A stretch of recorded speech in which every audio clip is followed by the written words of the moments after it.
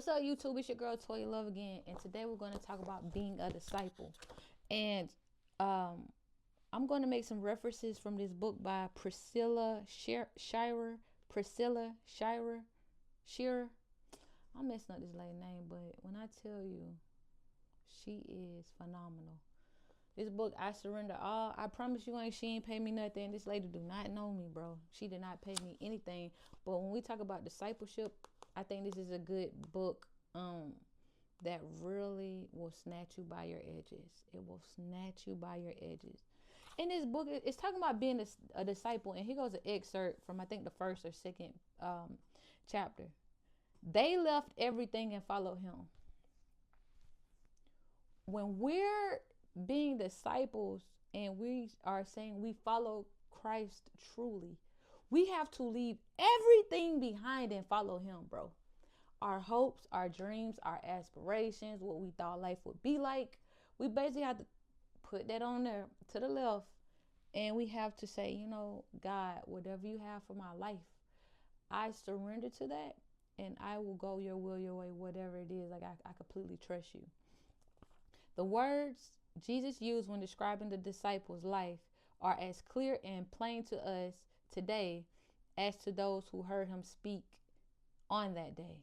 If anyone wants to follow after me, let him deny himself, take up his cross daily, and follow me. For whoever wants to save his life will lose it, but whoever loses his life because of me will save it.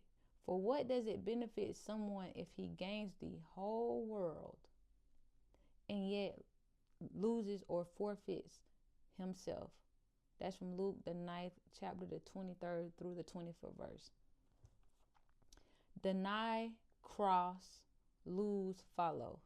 These are sobering terms reminding us that being a disciple is necessities, a solid divorce from much of what the society and even the Christian culture have purported and promoted. It flies in the face of self-focused faith that celebrates excess, y'all better listen, hustle, and a life of ease and comfort as the mark of God's favor in one's life.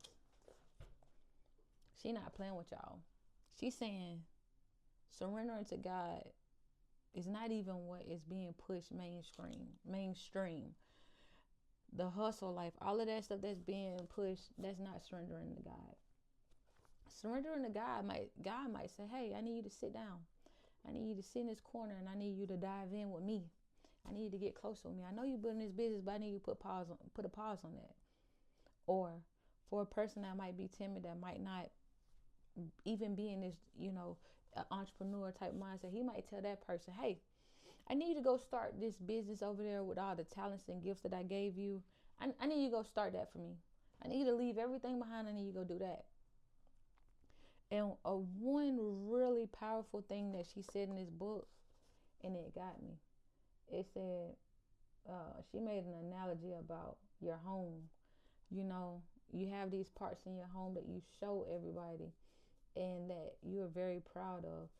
But she was like, you gotta, what about the parts that you don't want? Like, it's like we tell God, hey, I want you to touch this, this, and this, but I got this over here. Lord, I want you to touch, I want you to touch my finances. I want you to touch this. I want you to touch my relationship. But when it comes to my faithfulness, I don't want you to touch that. When it comes to, it's like certain things we don't want to let go of. And we have to let go of these things in order to truly surrender to Christ. That is the only way that we can truly serve him. Will we pursue the discipleship, Christian definition of discipleship, or will we create our own definition that coddles our flesh? She not playing.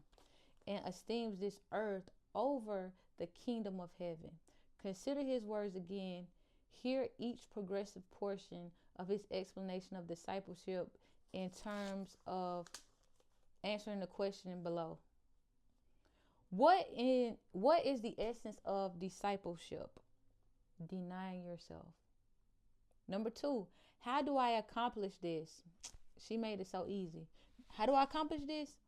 Take up my cross. How often must I die? We must die of our flesh daily. Who is my model? Christ. Christ is your model. What will be the result of following Christ? Lose your life for my sake. And you will find you basically walk away from it and walk towards him. Why is it important? What do you profit What do you profit by gaining the world and losing your soul? Bro, when I tell you this thing was deep, and I really just had to just think about my whole life. Like, am I surrendering everything to Christ? Am I being the person that he wants me to be? Are there certain things like I'm grabbing tightly to that I need to let go? This book has been revealing a lot. Let's see if there's anything else I want to share with y'all.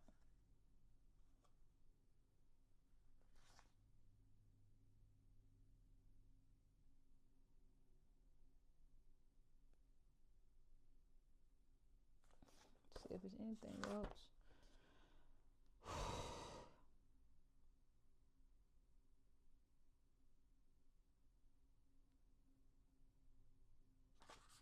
All right, y'all. That's it for today.